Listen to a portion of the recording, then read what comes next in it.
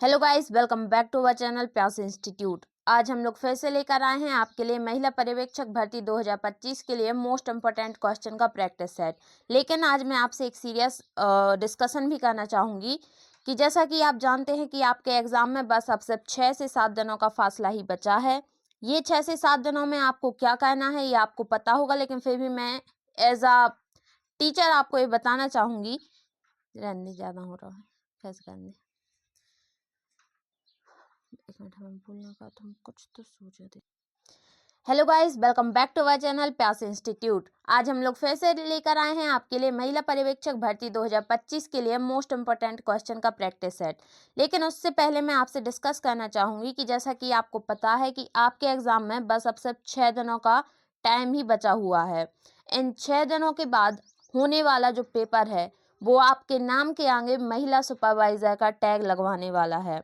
तो अगर आप इन 6 दिनों में अपना 100% दे लेते हैं तो आपकी मंजिल आपसे ज़्यादा दूर नहीं है। इन 6 दिनों में आपको सिर्फ और सिर्फ अब रिवीजन ही करना है, और रिवीजन का सबसे बेस्ट तरीका है टेस्ट देना। टेस्ट से क्या होता है कि आप कम से कम टाइम में ज़्यादा से ज़्यादा टॉपिक को एक साथ इंक्लूड करके पढ़ लेते हैं, और उसमें आपकी गलतियाँ क्या हैं वो आपको पता चल जाती हैं। और हाँ, एक चीज़ और, आप कितना ही टेस्ट दे लें, आप एक दिन में 50 टेस्ट भी दे रहे हैं, लेकिन अगर आप उनका एनालिसिस नहीं कर रहे हैं कि आपने उसमें क्या कमी की, क्या गलती की, तो आपका टेस्ट देने का कोई भी मोटिव समझ में नहीं आता है। इसीलिए आपको टेस्ट देना है, फिर उसको एनालाइज करना है कि आपने कहाँ पे गलती की, कहाँ पे सही किया। तो उसमें हम आपकी मदद यही कर रहे हैं कि हम आपको क्वेश्चन प्रोवाइड कर रहे हैं, आपको बस हमारे साथ बने रहना है। और ये टेस्ट तो आपको देने ही है, साथ में आपको अपनी तरफ से सेल्फ स्टडी में भी टेस्ट लगाने हैं। बस 6 दिन का टाइम है, सबको छोड़कर सिर्फ पढ़ाई पर फोकस कीजिए। आपका पेपर बहुत अच्छा जाएगा, ऐसी मेरी उम्मीद है। चलिए विदाउट एनी डिले स्टार्ट करते हैं अपनी वीडियो को। हमारा पहला क्वेश्चन होने वाला है, प्रोटीन एनर्जी मेल न्यूट्रिशन से प्रभावित बच्चे के आहार में किस तत्व का होना आवश्यक है? प्रोटीन का, मसाले का, दोनों का, या कार्बोहाइड्रेट का?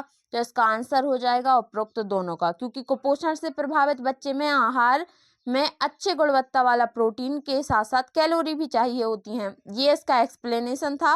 अगर आप वीडियो को पॉज करके देखते हैं तो आप इसका एक्सप्लेनेशन भी पढ़ सकें, आपको समझ में आए, इसीलिए यहाँ पे ये डाला गया है। ठीक है, बाकी हमारा अगला क्वेश्चन रहेगा, बच्चों में कुपोषण की रोकथाम के लिए निम्न में से कौन सा उपाय सहायक होता है? परिवार नियोजन एवं जन्म के बीच अंतर, पोषण शिक्षा, स्तनपान को बढ़ावा देना, उपरोक्त सभी। तो कुपोषण की रोकथाम के लिए कौन सा उपाय सहायक हो सकता है? तो उपरोक्त सभी। इसका एक्सप्लेनेशन यहाँ पे दिया हुआ है। दस्त यानी कि डायरिया के उपचार में निम्न में से किस उपाय को शामिल करना आवश्यक नहीं है? देखिए, जैसा मैंने आपसे कहा, क्वेश्चन को आपको ध्यान से पढ़ना है। यहाँ पे आवश्यक है नहीं पूछा गया है, आवश्यक नहीं है। निर्जलीकरण, डिहाइड्रेशन की रोकथाम, निर्जलीकरण का त्वरित उपचार, बच्चे का पेट भरना, आहार में तेलीय और मसालेदार भोजन शामिल करना। तो इसका आंसर क्या हो सकता है? इसका आंसर है आहार में तेलीय और मसालेदार भोजन शामिल करना, इसका आंसर हो जाएगा। ठीक है, तो इसका आंसर हो जाएगा डी। अगला क्वेश्चन रहने वाला है, निम्न में से कौन सा पोषक तत्व प्रोटीन का समृद्ध स्रोत है? फल, सोयाबीन, दूध और चावल में सबसे ज्यादा प्रोटीन किस में पाया जाएगा?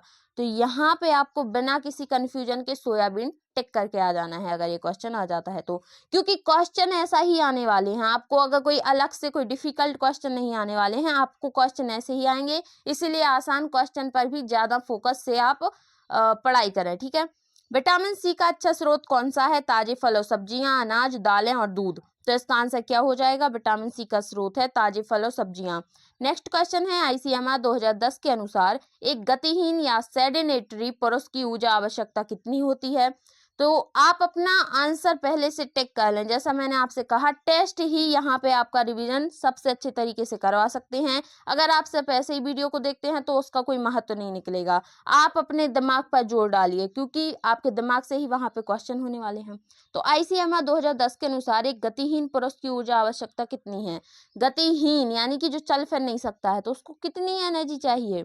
किलो कैलोरी में आंसर है, तो 2320 किलो कैलोरी इसका आंसर हो जाएगा। प्रसूति देखभाल यानी कि एंटीनेटल केयर का एक तथ्य निम्न में से क्या है? माता को स्वस्थ रखना, निम्न जन्म, वजन और नवजात संक्रमण जैसी समस्याओं की रोकथाम करना, सामान्य प्रसव सुनिश्चित करना, नॉर्मल डिलीवरी। उपरोक्त सभी, तो इसका आंसर क्या हो जाएगा? उपरोक्त सभी, ये सभी इसमें शामिल हैं। गर्भावस्था के दौरान निम्न में से किस ऊर्जा स्रोत से बचना चाहिए? शराब से, कार्बोहाइड्रेट से, प्रोटीन से या वसा से? तो आंसर एकदम क्लियर है कि शराब से बचना चाहिए। किसी व्यक्ति के प्रतिरक्षा तंत्र को किसी एजेंट के खिलाफ मजबूत बनाने की प्रक्रिया को क्या कहा जाता है? तो प्रतिरक्षा तंत्र को एजेंट के खिलाफ यानी कि जो बाह्य प्रतिजन है उसके खिलाफ एंटीबॉडी बनाना, टीकाकरण, इम्यूनाइजेशन, उपरोक्त दोनों या इनमें से कोई नहीं? तो आंसर हो जाएगा उपरोक्त दोनों। उसमें इम्यूनिटी भी बढ़ाई जाती है और वैक्सीनेशन तो करा ही जाता है। वैक्सीनेशन में क्या करते हैं, बहुत कम मात्रा में या निर्जीव अवस्था में किसको, प्रतिजन को डाल दिया जाता है बॉडी में। उच्च कार्टिसोल स्तर के कारण वृद्धि हार्मोन में कमी आ जाती है, जिससे शिशु में क्या समस्या होती है? कॉर्टिसोल लेवल अगर बढ़ जाएगा और वृद्धि हार्मोन में कमी हो रही है तो क्या होगा? मोटापा, अत्यधिक पतलापन, विकास में रुकावट या फिर सामान्य विकास? सामान्य विकास तो किसी भी हाल में नहीं हो सकता है, इसका आंसर हो जाएगा स्टंटिंग यानी विकास में रुकावट। माता में कुपोषण के प्रभाव से क्या असर पड़ता है? माँ के दूध की मात्रा में कमी, माँ के दूध की गुणवत्ता में कमी, उपरोक्त दोनों? तो इसका आंसर हो जाएगा उपरोक्त दोनों। और इस टाइम पे प्रेशर माइंड पे थोड़ा बढ़ जाता है, तो अपने माइंड को रिलैक्स रखते हुए आपको क्वेश्चन पढ़ना है और समझना है, ठीक है। निम्न में से कौन सा जोड़ा गलत है? Polio, monkey, plague, rate, tapeworm, pig, malaria, mosquito? तो इसमें से कौन सा जोड़ा गलत है? तो इसका आंसर क्या हो जाएगा? Polio monkey. पोलियो मंकी से तो नहीं होता है, ठीक है। कुपोषण के संकेतक के रूप में निम्न में से कौन सा उपाय उपयोग में नहीं लाया जाता है? कुपोषण के संकेतक के रूप में body mass index, BMI, skin fold thickness, MID, upper arm यानी कि मध्य ऊपरी बाह की परिधि, रक्तचाप? तो इसमें से क्या नहीं लेते हैं? रक्तचाप। रक्तचाप को कुपोषण के संकेतक के रूप में नहीं लिया जाता है। खसरा एक तीव्र संक्रामक रोग है, जिसका कारण क्या है? 14वां प्रश्न है, खसरा एक तीव्र संक्रामक रोग है जिसका कारण क्या है? वायरस। ये वायरस से होता है, ये इसका कारण है। संतुलित आहार में कुल कैलोरी का लगभग कितना प्रतिशत कार्बोहाइड्रेट से प्राप्त होना चाहिए? तो कितना होना चाहिए? 60 से 70%। अगला क्वेश्चन रहने वाला है, संशोधित आईसीडीएस मानक के अनुसार गंभीर एसएएम बच्चों को प्रतिदिन कितने ग्राम कैलोरी या प्रोटीन दिया जाना चाहिए? तो ग्राम में पूछा गया है और प्रोटीन पूछा गया है, तो इसका आंसर क्या हो जाएगा? 20 से 25 ग्राम। निम्न में से कौन सा रोग वायु द्वारा संक्रमण से नहीं फैलता है? तो कौन सा नहीं फैलता है? डायरिया। डायरिया वायु के संक्रमण से नहीं फैलता है। कोणीय मुखशोथ यानी एंगुलर स्टोमेटिस, ग्लाइसाइटिस एवं चेलोसिस किस विटामिन की कमी के लक्षण हैं? किसकी कमी के लक्षण हैं? राइबोफ्लेविन। राइबोफ्लेविन इसका आंसर हो जाएगा। नेक्स्ट क्वेश्चन रहने वाला है, दृष्टि और प्रतिरक्षा में महत्वपूर्ण भूमिका निभाने वाला विटामिन कौन सा है? तो दृष्टि के लिए आप बिना सोचे समझे आप टिक कर सकते हैं, क्या? Vitamin A. विटामिन ए जिसे रेटिनॉल भी बोलते हैं, ओके। नेक्स्ट क्वेश्चन रहेगा, हड्डियों को मजबूत बनाए रखने में कौन सा खनिज आवश्यक है? देखिए विटामिन नहीं पूछा गया है, खनिज पूछा गया है, तो खनिज में आपको आंसर पता होगा, कैल्शियम। आसान क्वेश्चन है और इम्पोर्टेंट भी है। कौन सा विटामिन जल में घुलनशील है? तो जल में घुलनशील और जल में अघुलनशील विटामिन का एक पेज में आप ये लिख करके चिपका लें, क्योंकि ये क्वेश्चन आसान रहने वाले हैं और ऐसे क्वेश्चन आपको देखने को मिल सकते हैं। तो कौन सा है? विटामिन बी जल में घुलनशील है। नेक्स्ट क्वेश्चन रहेगा, national iodine deficiency disorder control programme Bharat में किस वर्ष लागू हुआ? तो इसका आंसर क्वेश्चन में ही दिया हुआ है, लेकिन सन आप बता सकते हैं, तो कौन से सन में हुआ था? इसका आंसर हो जाएगा अप्रैल 1992। नेक्स्ट क्वेश्चन रहेगा, माता और भ्रूण दोनों के लिए जोखिम कारकों में निम्न में से कौन सा कारक नहीं माना जाता है? तो जोखिम कारकों में क्या नहीं माना जाएगा? बार बार गर्भधारण, बहुत कम वजन, मतलब बहुत कम जन्म वजन, 25 से 35 वर्ष की माता की आयु, तो क्या नहीं हो सकता है? देखिए कॉमन सेंस का क्वेश्चन है, आयु उतनी मैटर नहीं करती है किसके लिए? कि माता और भ्रूण दोनों के लिए जोखिम कारकों के रूप में। तो अगर 25 से 35 है तो कोई दिक्कत नहीं है, लेकिन अगर 35 से ऊपर हो जाती है तो फिर माता को दिक्कत होती है। और हाँ, अगर 35 से ज़्यादा एज की आयु वाली जो माताएं हैं अगर वो गर्भधारण करती हैं तो उनके बच्चों में जेनेटिकल डिसऑर्डर होने की संभावना ज़्यादा होती है। आईसीडीएस के उद्देश्यों में निम्न में से कौन सा उद्देश्य शामिल नहीं है? टीकाकरण, पूरक पोषण, स्वास्थ्य जांच, मधुमेह रोगी का पोषण।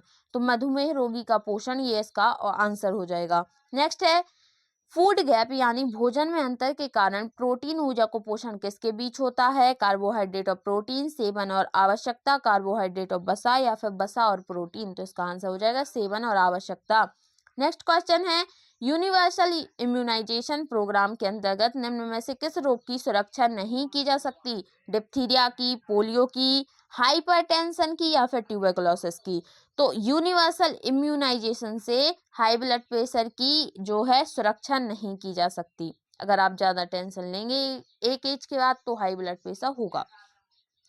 नेक्स्ट क्वेश्चन है 1971 में सी गोपालन द्वारा किए गए आहार सर्वेक्षण के आधार पर किस सिद्धांत को थ्योरी ऑफ एडेप्टेशन कहा जाता है?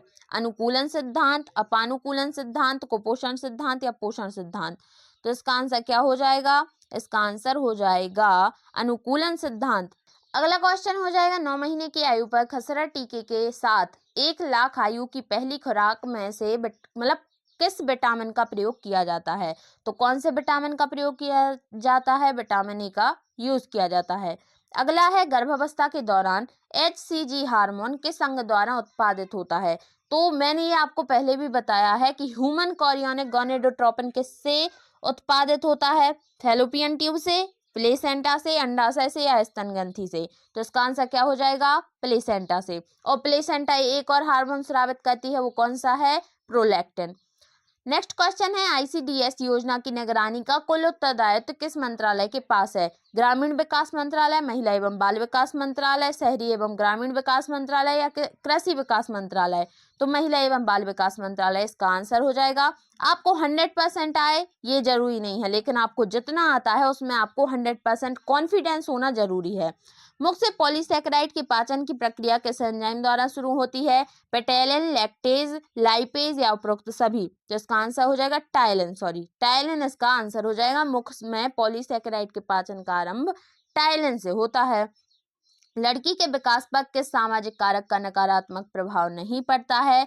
जाति का, स्वास्थ्य देखभाल का, प्रारंभिक मातृत्व देखभाल का, या पोषण का।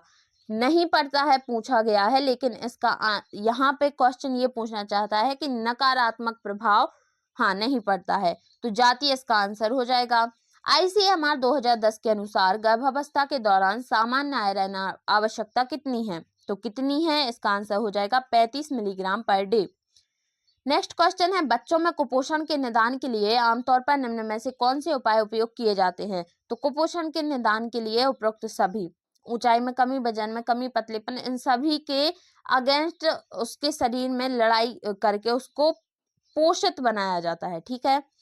कुपोषित बच्चे के लिए उच्च गुणवत्ता वाली प्रोटीन और उच्च कैलोरी वाला आहार किसके लिए अनुशंसित है? तो किसके लिए है? कुपोषित बच्चे के लिए है। क्वेश्चन में ही आंसर था, आप समझ सकते हैं। हड्डियों में पाए जाने वाले मुख्य खनिज कौन से हैं? तो कौन से हैं? कैल्शियम, फास्फेट और मैग्नीशियम इसका आंसर हो जाएगा। अगला क्वेश्चन रहने वाला है पहली तिमाही यानी पहले ट्राइमेस्टर जो कि 0 से 12 सप्ताह का होता है में अधिकांश महिलाओं में कुल वजन वृद्धि कितनी होती है? तो एवरेज पूछा गया है 0.5 से 2 kg, इसका आंसर हो जाएगा। नेक्स्ट है ICDS के उद्देश्यों की प्राप्ति हेतु निम्न में से कौन सी सेवाएं प्रदान की जाती हैं? तो उद्देश्यों की प्राप्ति के लिए क्या क्या किया जा रहा है? उपरोक्त सभी, इसका आंसर हो जाएगा। नेक्स्ट क्वेश्चन रहने वाला है निम्न में से कौन सा अनुवांशिक विकार गर्भाधान से पहले निदान किया जा सकता है? देखिए अगर पता चल जाए तो इन सभी का निदान करा जा सकता है, तो इसका आंसर हो जाएगा उपरोक्त सभी। आप अपने आंसर मिलाते रहिएगा और एंड में आपको बताना है, क्योंकि जैसा मैंने आपसे बोला है अब अगर आप अब भी अगर मेहनत नहीं करते हैं तो इसमें दिक्कत आपको ही है, क्योंकि जो महिला सुपरवाइजर है वो आपको बनना है। ठीक है। भारत सरकार का पल्स पोलियो टीकाकरण कार्यक्रम किस उद्देश्य से शुरू किया गया है? 5 वर्ष तक के बच्चों को मुफ्त वैक्सीन टीकाकरण के लिए फीस वसूली केवल ग्रामीण क्षेत्रों में या केवल शहरी क्षेत्र में? तो 5 वर्षों तक के बच्चों को मुफ्त वैक्सीन उपलब्ध हो सके, इसीलिए क्या कौन सा चलाया गया है? पल्स पोलियो अभियान चलाया गया है। ठीक है। 2 बूंद जिंदगी की। नेक्स्ट क्वेश्चन रहेगा DPT वैक्सीन का उपयोग निम्न में से किस रोग की रोकथाम के लिए नहीं किया जाता है? तो DPT नाम से ही काम क्लियर है, डिप्थीरिया, काली खांसी और टिटेनस। बाकी बचा कौन, तो वही इसका आंसर हो जाएगा ट्यूबरकुलोसिस। अब ट्यूबरकुलोसिस के लिए कौन सी वैक्सीन दी जाती है, टीबी यानी तपेदिक के लिए। अगर आप हमसे जुड़े हुए हैं और अगर आपने कहीं और से भी पढ़ा है तो आपको ये पता होना चाहिए टीबी के लिए कौन सा टीका दिया जाता है। आप हमें कमेंट सेक्शन में बताएंगे और वीडियो के एंड में इसका आंसर मैं बता दूंगी, लेकिन आप हमें बताएं टीबी के लिए कौन सा टीका देते हैं। ICMR 2010 के अनुसार 6 से 12 माह के शिशुओं को प्रतिदिन कितनी प्रोटीन आवश्यक होती है, कितनी होती है, 1.69 ग्राम किलोग्राम शरीर भार। विटामिन को आमतौर पर क्या कहा जाता है, तो क्या बोला जाता है, इसका आंसर हो जाएगा जैविक यौगिक।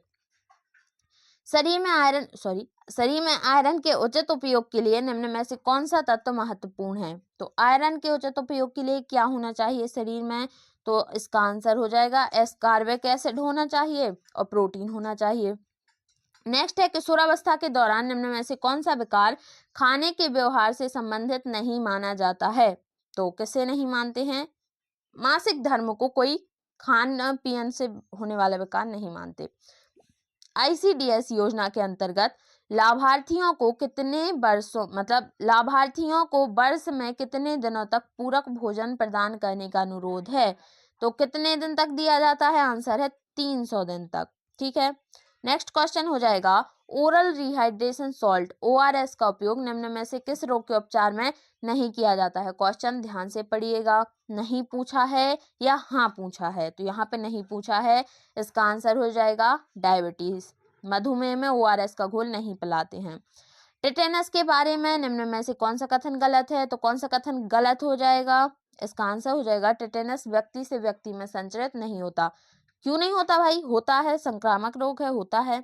स्तनपान के मुख्य लाभों में से एक क्या है, तो इसका आंसर हो जाएगा शक्तिशाली प्रतिरक्षा, इम्यूनिटी बढ़ जाती है। कौन सी इम्यूनोग्लोबिन की वजह से बढ़ती है, कमेंट सेक्शन में बताएंगे आप। ये सब मैंने आपको पढ़ाया है और आपको अब अपने दिमाग पे जोर डाल के आपको ये सोच नहीं है। अगर आप ये सोचें कि आप नहीं सोचेंगे तो कोई और सोच लेगा, कोई और मेहनत कर लेगा और कोई और वो सीट भी ले लेगा जो आपकी है। ठीक है, इसलिए मेहनत करने से अब नहीं कतराना है। विटामिन ए की कमी के खिलाफ रोकथाम हेतु भारत सरकार किस वर्ष से वैक्सीनेशन प्रोग्राम चला रही है। देखिए 1947 में तो हमारा देश आजाद हुआ था, फिर उसके बाद में विटामिन ए की कमी हो गई होगी, तो कौन सी सन में वैक्सीनेशन कार्यक्रम शुरू हुआ होगा। आप ऐसा कॉमन सेंस आप ऐसा क्वेश्चन बना करके आप अंदाज से भी इनके आंसर बता सकते हैं। 1970 इसका आंसर है। जन्म से कम वजन वाले शिशुओं को मानव दूध में मौजूद विटामिन के अतिरिक्त किसका और सेवन करना चाहिए, एक्सटर्नल और क्या लेना चाहिए, तो क्या लेना चाहिए, उपरोक्त दोनों इसका आंसर हो जाएगा। नेक्स्ट है डिप्थीरिया, पोलियो, ट्यूबरकुलोसिस और हाइपरटेंशन में से किस रोग की रोकथाम के लिए टीकाकरण उपलब्ध नहीं है, तो किसके लिए नहीं है, हाइपरटेंशन के लिए अभी तक कोई वैक्सीन नहीं बनाई गई है, तो इसका आंसर हो जाएगा उच्च रक्तचाप। ठीक है, नेक्स्ट क्वेश्चन है 1971 में सी गोपालन द्वारा किए गए सर्वेक्षण के आधार पर किन बच्चों के आहार को समान पाया गया और किस सिद्धांत के नाम से जाना गया, तो किस सिद्धांत के नाम से जाना गया, थ्योरी ऑफ एडेप्टेशन यानी अनुकूलन का सिद्धांत, इसका आंसर हो जाएगा। अब यहाँ से हमारे प्रबंधकीय कौशल से रिलेटेड क्वेश्चन स्टार्ट होने वाले हैं। तो आगे वाला क्वेश्चन रहेगा प्रबंधकीय कौशल का मुख्य उद्देश्य क्या होता है, तो क्या होता है, इसका आंसर ऑप्शन यहाँ पे दिए हुए हैं, आंसर मैं बता रही हूँ। ऑप्शन नंबर ए यानी संगठन के लक्ष्य प्राप्त करना, इसका आंसर हो जाएगा। नेक्स्ट क्वेश्चन है प्रबंधकीय कौशल के मुख्य प्रकार कौन से माने जाते हैं, कौन से माने जाते हैं, ऑप्शन देख लीजिए। इसका आंसर क्या हो जाएगा, तकनीकी, लेखा विश्लेषण या समय प्रबंधन, तो इसका आंसर हो जाएगा ए यानी कि प्रबंधकीय कौशल को एक मिनट, इसका आंसर हो जाएगा ए यानी तकनीकी, सामाजिक एवं वैचारिक कौशल। ठीक है, इसका आंसर हो जाएगा। अगला क्वेश्चन रहने वाला है तकनीकी कौशल किसी विशेष कार्य या तकनीक में दक्षता।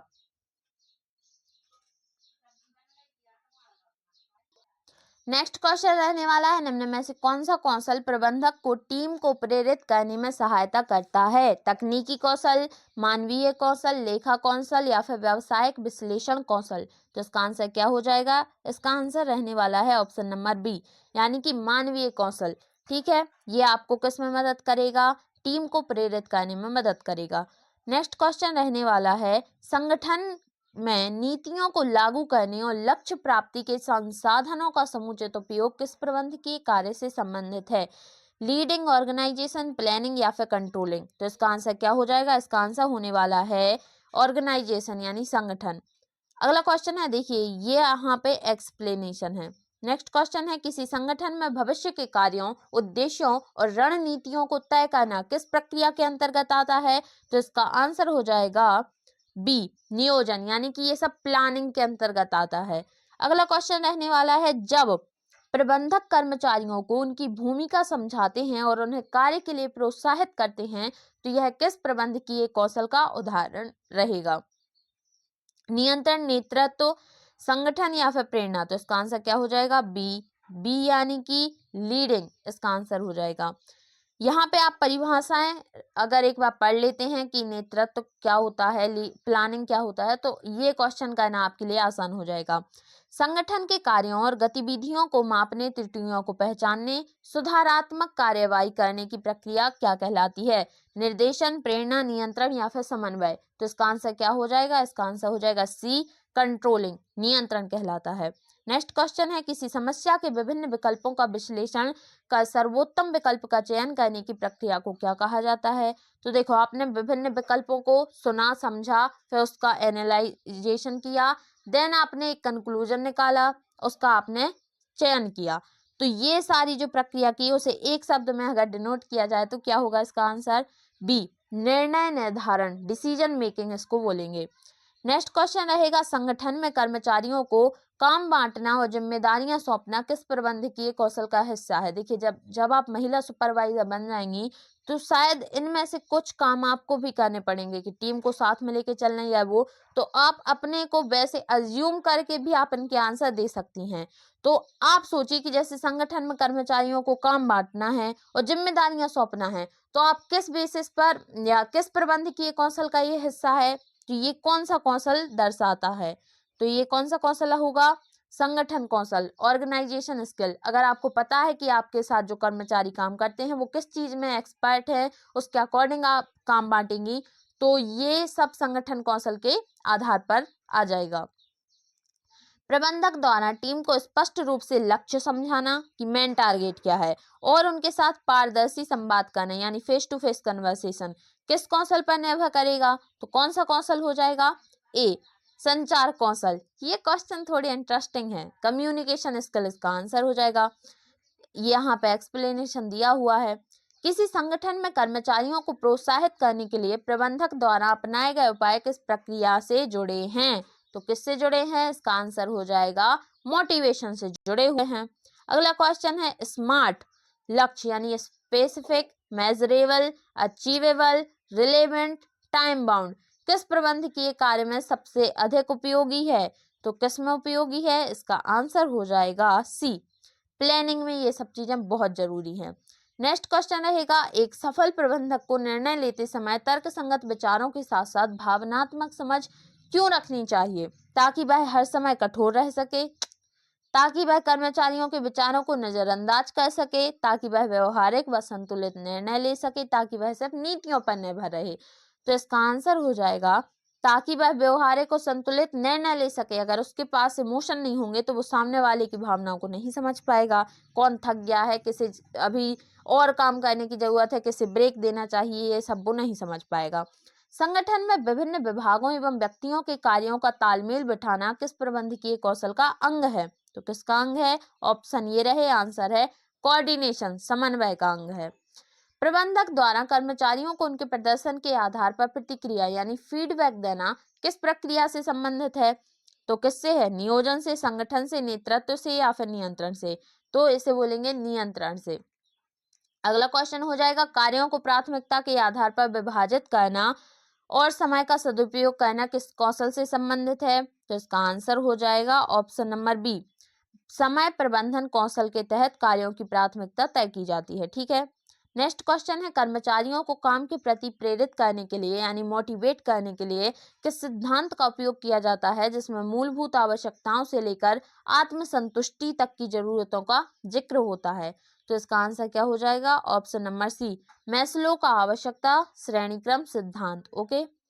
नेक्स्ट है, संगठनात्मक यानी ऑर्गेनाइजेशनल चेंज को सुचारू रूप से लागू करने के लिए प्रबंधक को किस कौशल की सर्वाधिक आवश्यकता होती है? तो किसकी आवश्यकता होती है? उसे होती है परिवर्तन प्रबंधन कौशल की आवश्यकता होती है। नेक्स्ट क्वेश्चन रहेगा, प्रबंधकीय कौशल में भावनात्मक बुद्धिमत्ता यानी इमोशनल इंटेलिजेंस का क्या महत्व है? तो बहुत महत्व है। क्यों? क्योंकि उसको चाहिए। भावनात्मक बुद्धिमत्ता का अर्थ है क्या होता है? देखो, इसका आंसर पहले मैं बता देती हूँ। यह बेहतर नेतृत्व और संबंध निर्माण में सहायक है। ठीक है, अब इस एक लाइन से आप सब कुछ समझ गए होंगे। जब प्रबंधक कार्य को दूसरों को सौंपता है और उन्हें निर्णय लेने का अधिकार देता है तो इसे क्या बोलते हैं? क्या बोलते हैं? विकेंद्रीकरण बोलते हैं, डिसेंट्रलाइजेशन बोलते हैं। नेक्स्ट क्वेश्चन रहने वाला है, किसी प्रबंधक के लिए टीम निर्माण का मुख्य उद्देश्य क्या होता है? क्या होता है? इसका आंसर हो जाएगा टीम सदस्यों के बीच सहयोग और विश्वास को मजबूत करना। नेतृत्व, लीडरशिप में लोकतांत्रिक शैली डेमोक्रेटिक स्टाइल का अर्थ क्या है? तो नेतृत्व में डेमोक्रेटिक स्टाइल का क्या अर्थ है? इसका अर्थ हो जाएगा नेता निर्णय के लिए टीम की राय को महत्व देता है। नेक्स्ट है, प्रबंधकीय कौशल में संघर्ष प्रबंधन का अर्थ क्या है? तो इसका आंसर हो जाएगा संघर्ष को सुलझाने के प्रभावी तरीके अपनाना। अगला क्वेश्चन है, संगठन में लक्ष्य निर्धारण का प्रमुख लाभ क्या है?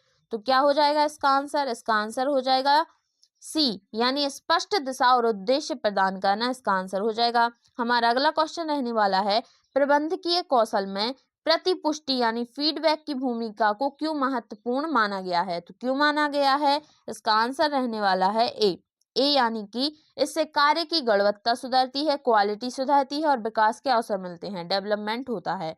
नेक्स्ट क्वेश्चन रहने वाला है, किसी संगठन में निर्णय लेने की सूचनाओं का विश्लेषण करने की क्षमता को क्या कहा जाता है? क्या बोला जाएगा? तो इसका आंसर हो जाएगा विश्लेषणात्मक कौशल, एनालिटिकल स्किल। यहाँ पे हमारा अगला और लास्ट क्वेश्चन रहने वाला है, जब प्रबंधक अपने अधीनस्थों को कार्य सिखाता है और मार्गदर्शन देता है तो इसे क्या कहते हैं?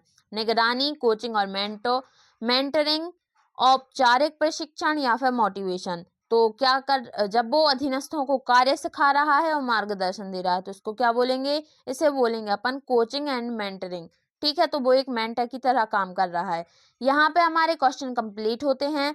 और अगर आपको वीडियो में कुछ भी नया सीखने को मिला है तो कमेंट सेक्शन में जरूर बताएं। वीडियो पसंद आई हो तो वीडियो को लाइक करना और चैनल को सब्सक्राइब करना ना भूलें। आप किस टॉपिक पर हमसे वीडियो चाहते हैं जरूर बताएं। मिलते हैं नेक्स्ट वीडियो में, तब तक के लिए धन्यवाद।